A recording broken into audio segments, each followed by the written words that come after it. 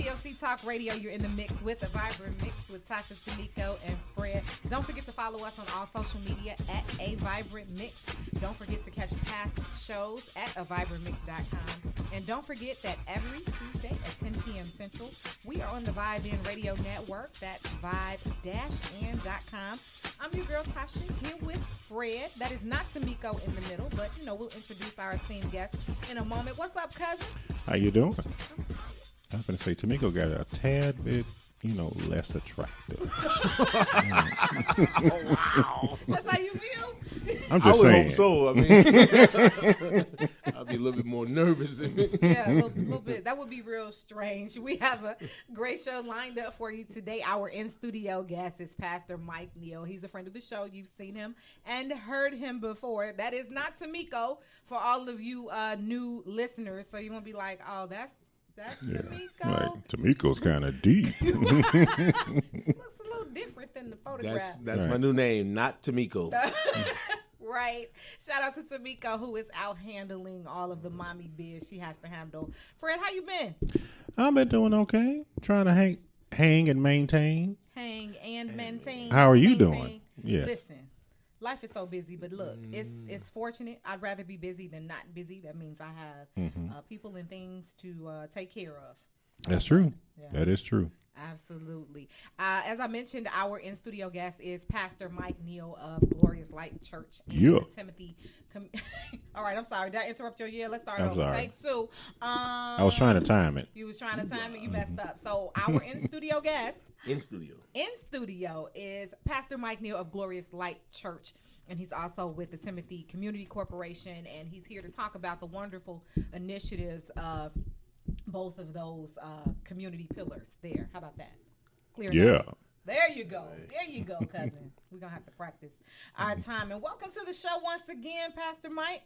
Well, I want to thank you, Tasha and Fred and Tamiko, for another opportunity to share with you and your listeners some of the great things that are happening in the city. So let's just kind of talk about that. What do you want to start? You want to start with Glorious Light? You want to start with the Timothy Community Corporation? It starts with me a long time ago, born in the city of Chicago. Oh, geez. Okay, no. But, being born and raised in the city of Chicago helped me develop a real love and passion for the city. So when we launched we launched Glorious Light Church in 2008, we always had a vision for serving the community. Okay. We were determined that we would, in any way possible, not just be a quote-unquote church. And so outside of the four walls. Exactly.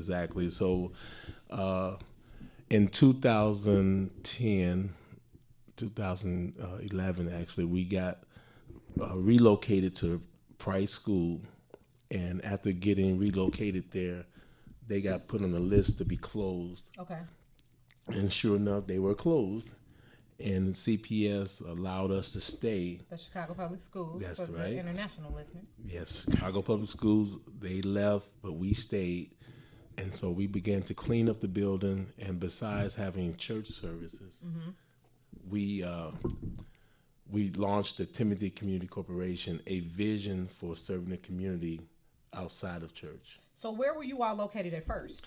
We started at Berean Baptist in 2008 for a year and a half, Thursday evenings. Then we went to Donahue School, 37th and Cottage. We were at both of those places for a year and a half before we landed at Price, where we've been ever since.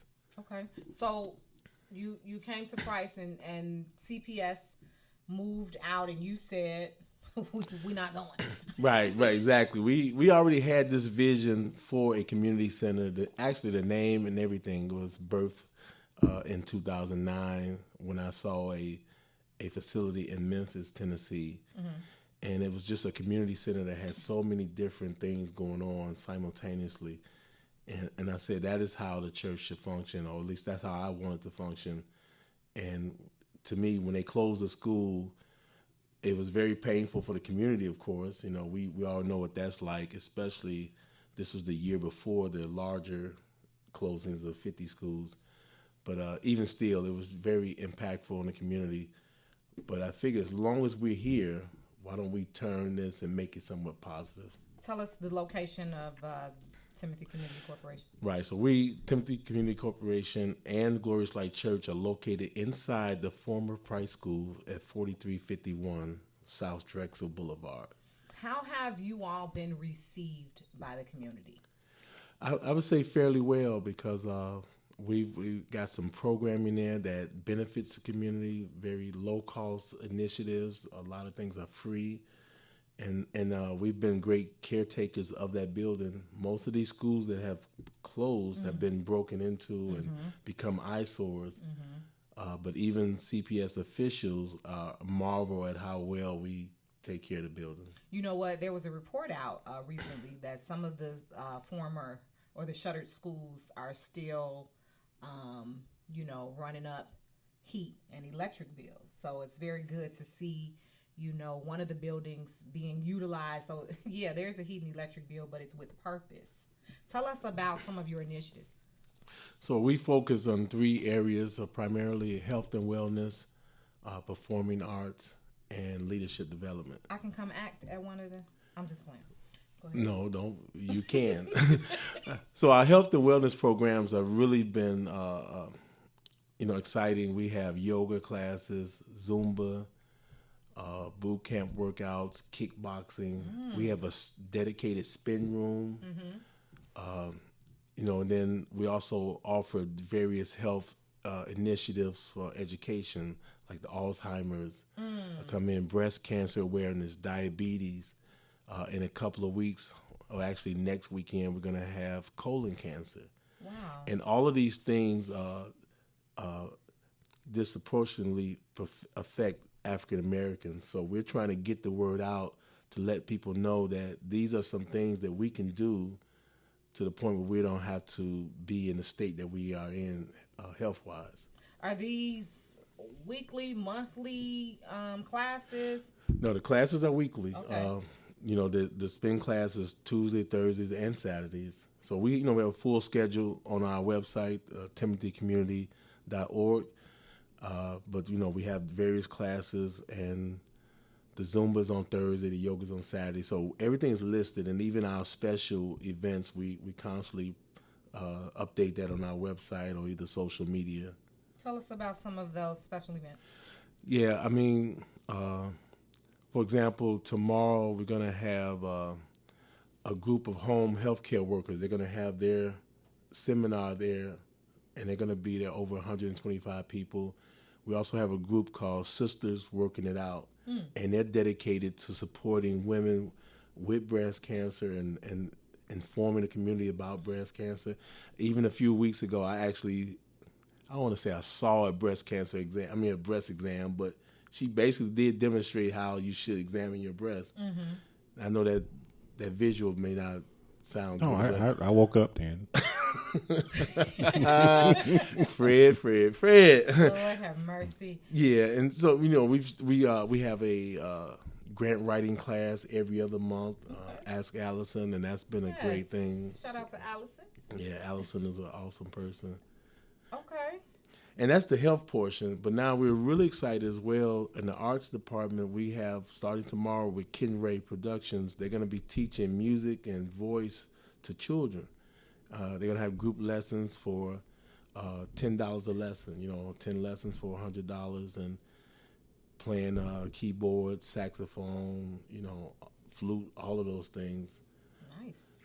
I maybe need to donate my flute. It is in the drawer. And we have a chess champion too, a certified chess instructor that's going to teach children how to play chess as well. So it's becoming like a one-stop shop where you could come, take a class, have your child down the street learning that, and then we have dance groups there, the Eagles Network, the Legacy Project, and Genesis, where they're teaching types of interpretive dance. And all these things in one location. Yeah, and it's a community center. That's exactly what it should be. It should be beneficial to the community. You mentioned programs about children. How often do you see a kind of an influx of children? And that's one of the things we're really trying to work on, is getting more children in and trying to get our parents to understand the importance of making that extra drive or whatever, that investment in your children. Because just like with our literacy program, Leading with Literacy, within the facility, we have a table full of books, and we encourage anybody that want to come by and pick up books to grab a book. And even the people that are there, they often just reach on the table and get a book with them. So good. That's ministry in itself. Oh, without a doubt. Definitely. You mentioned that you saw an institution in Memphis, and it led to the choosing of the name. No, that's not what you said. Oh, yeah. It did. I'm like, yes, it is. I was listening. Why Timothy Community Corporation? 2 Timothy 2:2 is just scriptural, just believing that the things that we have learned from one another, that we should be able to share it with others. And so that's what we're excited about. Our partners are great people. A lot of them are very professional. They're called to these different ministries. And so we become the convener to make sure that those who have a talent and gift and skill, they have a space to do it. How can people who want to donate their time, mentor or teach a course, how can they reach out to you? What is there a need for? I would say the need is anyone that has a desire to serve the community and is willing to support and work with what we already got established. So when they go on the website, there's a way to book an event, and someone will follow up, and we'll have a discussion and see if what you're trying to do fits with what we're doing as well. Because like I said, we have health and wellness, performing arts, and the leadership development. So whether that be an educational class, we've had tutoring there.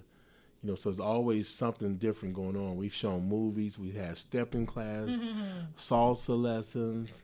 Yeah, you name it, we got it. And so it's a community center. And that's what it should be. Talk about leading with literacy. I'm a former educator. Well, I'm still an educator, just yes, you are in a different realm. And I'm so honored. Teachers are like superheroes to me. Yes, to me too. God bless you. Yeah. So it started out just wanting to serve in the community, and went to a principal of a small school and kind of got permission to read to children once a week. Sure. And they would gather the children before school, and I would just read a lesson and read a book. And then I started getting other men to come and be readers, and it began to grow. So we went from that one setting to a few other classrooms, and then it kept expanding to different schools. So now we have 10 schools in Bronzeville, nice, and then 2 in Cincinnati, Ohio. Oh. So we're excited. Yeah, we're excited about this this model that's very easily replicable, and we know for a fact that it used to be called Real Men Read, but I didn't realize that CPS, Chicago Public Schools, owned that name. Oh. And so as we started to expand, we didn't want to take that name with us, and we didn't want to be pigeonholed to only reading to children. So we were in Arizona at one point as well. But with Leading with Literacy, what we're doing now is we're becoming advocates for literacy. And we're trying to tell the community that this is important, because if we don't read to them now when they're 5, we'll be calling the police on them when they're 15. Yeah. And we know for a fact that most people that get into a life of crime, it's often because they did not do well in school. They don't have the capacity or desire to learn, and they get caught up in other vices. To distract from what they can't do, or didn't get the help to do. A lot of times there are a lot of undiagnosed issues that get in the way of education. I mean, we could talk about that for hours, but we might be crying at the end. You just held up a flyer, Turn Trauma Counseling Helpline. Talk about that. Yeah, one of our partners, Pastor Chris Harris and Bright Star Community Outreach, they have awesome programs, and one of the programs that was recently launched is the Turn model, the Urban Resilience Network. And even myself, I work as a trauma ambassador. Tell me what that means. Telling people what's wrong. Oh. No, but just trying to inform not people. Not Fred does it. No, not quite like Fred. Don't do it like that. But just informing our community that there's real trauma, and oftentimes we're so used to dealing with the result of the trauma that we never focus on the trauma. So when people say, he's bad, she's bad. The question is not what's wrong with them. The question should be what happened to them. That's right. What happened? And because in our community we look at it as a stigma, or we don't want to seek and get the help that we need, because people don't want to be labeled crazy, or they don't trust people. Mm-hmm. Keep your business to yourself. They can't afford counseling or whatever. So we just go on with this endless cycle of vicarious trauma and generational trauma, and it goes on and on and on. So it gets worse and worse and worse. Oh, without a doubt. Anything you leave untreated, whether that's a physical trauma or mental trauma, will get worse.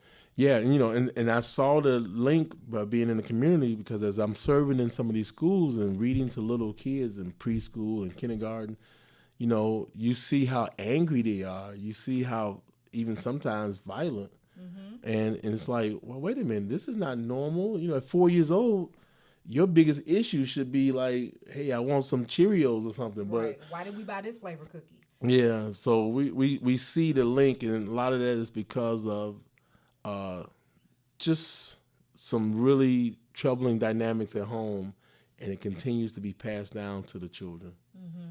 Yeah, and it then affects the education of not only that child, but other children in his or her space. Exactly, and and I'll give you an example, even as it relates to health. All of these things tie in, and one of the things that really took our health program to another level, because we're working on a program called Southside Fit with the University of Chicago. They're actually partnering with us to the point where people can come in and work out for free. Sure. As long as they sign up and become eligible. But what happened is their director, Brenda Battle, was in a meeting, and she said that the Southside is sick. And so I'm the type of person, I take that as a challenge. Sure. So how do we unsick us? Unsick. I love it. Yeah, but I think, and then for her to even mention my neighborhood that I grew up in, Inglewood, shout out to Inglewood, but Inglewood has an asthma rate of 59% for children. Jesus. And the national rate is like 9%. Mm-hmm. Oh my. So that's not acceptable. And so that's why our mindset as a church comes in. I'm going back to the church. Sure.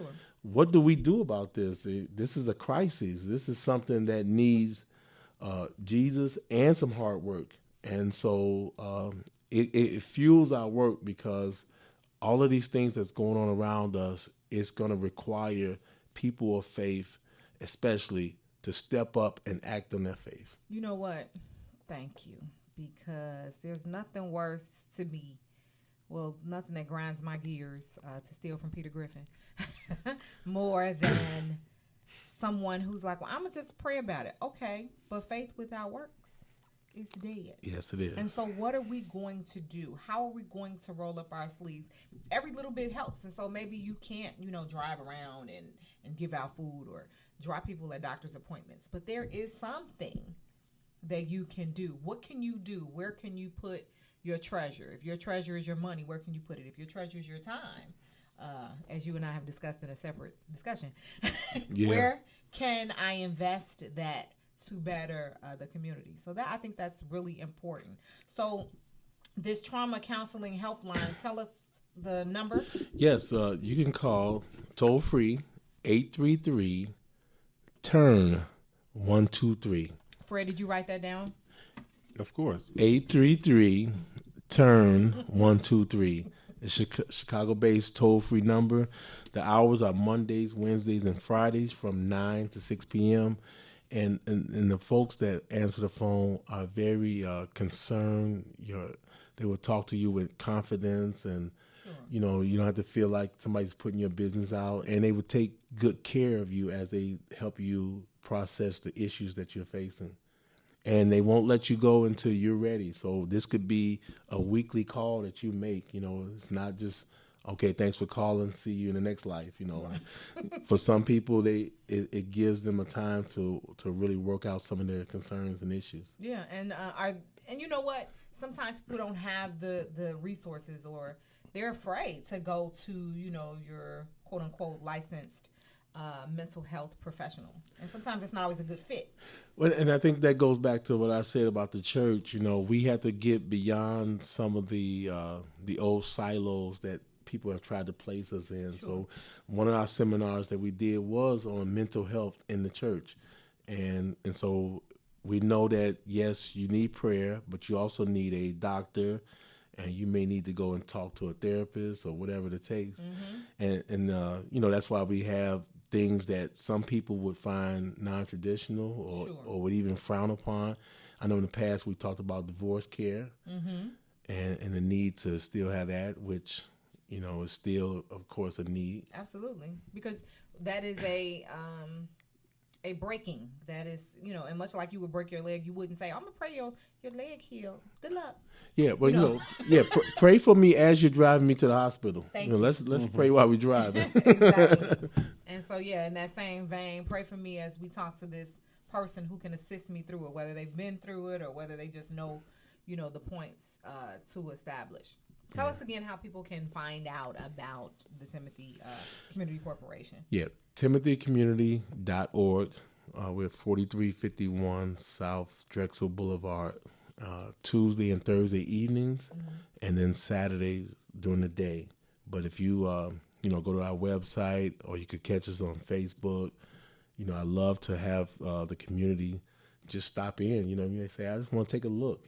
Come on in, and we'll show you around, and you can catch some of the vibe of what's going on, like a vibrant mix. We have a vibrant mix. And it's so many things popping. And I'll give you an example. Like on a Thursday evening, we have Zumba in the gym, and then down the hall we have the spin class, and across the hall we have Bible study. Nice. So all this is going on at the same time. Sure. So as I'm opening up to the book of Genesis, I'm hearing the trumpeter and then down there, I'm hearing the Zumba music, and it's like, oh, okay. So, but I absolutely love it, and it's just a way to serve our community. Well, you know what? The community is multifaceted, so you should have multiple things going on at the same time. And, obviously, as a minister, your goal is to bring people to Christ. This will do it because they'll see the church coming out of the four walls. It's not, sitting pretty in a big hat, which is fine. I have a cute big hat, a few of them, but that's not, cut it out. I kind of want to see that picture now. I want to see it. Right. But anyway, the point is that you're coming outside of the four walls. We appreciate it. Yeah, and another thing that we do is every first Thursday, which was last night, May 1st. What month are we in? March? That's funny. Okay. Yeah, the one after this will be a tape, yeah, so it doesn't matter. Go on. March 1st. But we do something called community dinner. Okay. And anybody that pops up, we just sit down and have a meal, You ain't afraid to be there next nice, week? Yes, sir. Nice first Oh, Thursday. we weren't listening.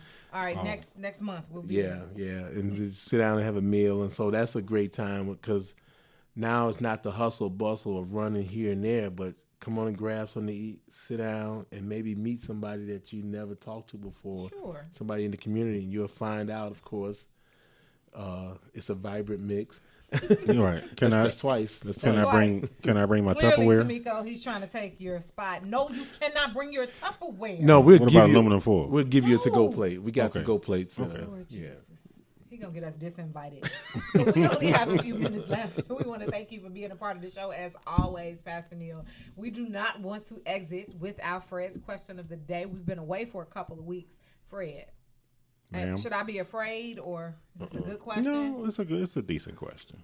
Because normally I think everybody's kind of been through it. Take it away, cousin. The question is, if you and your ex run in the same circles, could be friends, family, whatever, do you have a problem bringing your new boo around them, or have a problem with them bringing their new boo around? Dun, dun, dun. So everybody's looking at me because I'm single? I think it depends on what circle you're talking about, doesn't it? Perhaps. So, I'm full disclosure. I just share everything because I'm open. Yeah. You were waiting on that? That's a joke. Never mind. Go ahead. Oh, I realize how that could be misinterpreted. Yeah. You're a jerk. So, my ex and I are divorced, obviously, because he's my ex. And and it was very amicable. Like, there was no drama. There was no I hate you, die. None of that. Amicable. Yeah, I went to Lindblom. I'm gonna need you to represent a little I'm better. just asking. And some people may not know what you meant. it was friendly. Okay. Okay. I'm saying, I was about to be bogus and have a whole high school chasing me. They closed. Is Harper listening? Anyway. Who cares about Harper? Who cares about them? They didn't go to school today anyway. I'm sorry. I kind of apologize. So,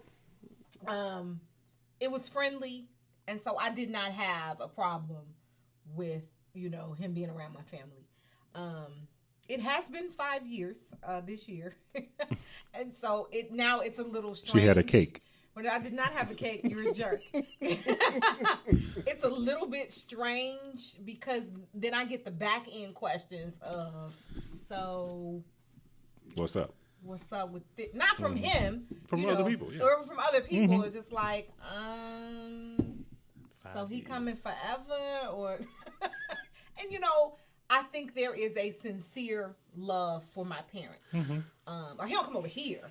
He goes to my parents' house. He hangs with my cousins. They're good friends. And I don't have a problem with that per se. Why did you look at me like that? Does he call first? Or? No. But I don't live there, so I can just get in my vehicle and come to my house. Who my parents allow in their home is their business. I think, on the one hand, it's very, good that, because I'm a little further away now, so somebody can be there in the case of emergency. However, I haven't seriously dated anybody, and so then that question will shift when I'm dating, and we go over there. It depends on how he feels. It depends on when he meets somebody that he's serious about. How is she going to feel that you steady over your ex-wife's house or her, her family's Her parents' house. Yeah. Yeah, good question. Yeah, how will she feel about that? Yeah. It's between him and her. If I'm dating someone and he expresses to me, well, Sasha, I'm not very comfortable with this, then because we ended friendly, I'm gonna pull him to the side and I'm gonna say, I'm gonna need you to check in first before you come over here. Not because anybody's insecure, but he ain't comfortable with it.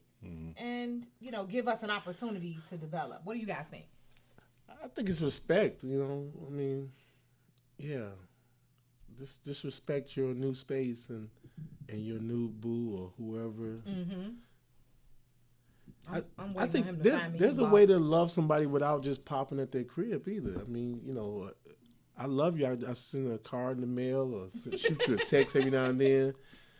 But yeah. Yeah. You have the puzzled look on your face, like, we're gonna talk about this offline. I can see it. In Right. your face. Right. Fred, what are your thoughts? Like you said, every situation is different. Different circles, depending on how tight it is. Like you said, it's like in your case with the in-laws. And when you get married, you develop that relationship with the in-laws. And if something happens with the relationship, you still have that.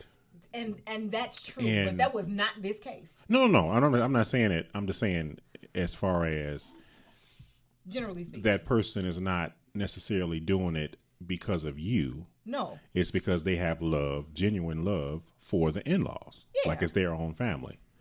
But there are some boundaries. Yeah. And what do those boundaries look like?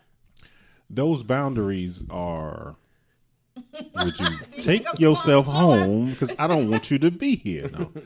Phone call. It's different boundaries, but those are conversations that has to be had between the two. Sure. If it's something that's, you're uncomfortable with, you have to talk to him. If he's uncomfortable, it just has to be spoken. Sometimes you don't even realize you may be stepping over a boundary. Mm-hmm. You just, hey, this is natural. These are, my former in-laws. I love them like you love them. And here we go. We at the barbecue. My cousins joke that in the divorce, he got my daddy. Right. Right. And that is my daddy. And your parents have love for him. Right. So that's a difficult swing, mm-hmm. But at the same time, certain situations, depending on whatever's going on. Yeah. Like I don't want you here. You shouldn't be at the family reunion. Yeah.